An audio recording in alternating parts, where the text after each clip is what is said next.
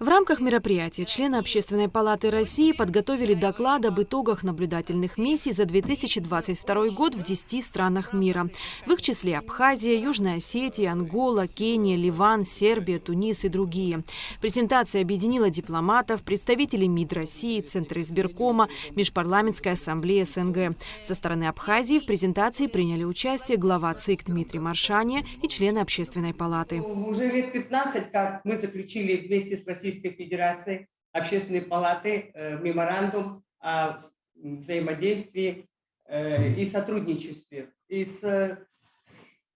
Конечно, для Абхазии, особенно для Общественной палаты, это большой опыт, особенно когда Общественная палата принимает участие в наших выборах, референдумах. Постоянно мы в контакте. Но я хотела бы подчеркнуть, что такой важный институт гражданского общества, как Общественная палата, для Абхазии вообще не ново, потому что у нас с древнейших времен существовал институт Совета старейшин, и общественное мнение всегда учитывалось, и свобода слова всегда приветствовалась.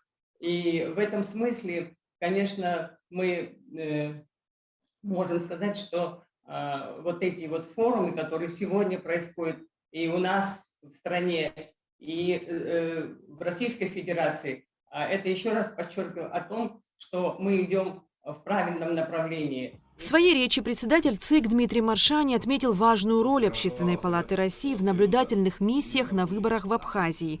Мнение и оценка международных экспертов очень важны, ведь выборы играют значимую роль в становлении суверенной государственности республики. После развала Советского Союза именно волеизъявление абхазского народа привела нас к тому, что мы восстановили свою независимую государственность, и в 1994 году была принята Конституция Республики Абхазия, где была провозглашена суверенность и независимость нашей республики. Также хотелось бы в рамках данной темы отметить, что в 1999 году был всенародно избран первый президент Республики Абхазия Владислав Григорьевич Ардзинба.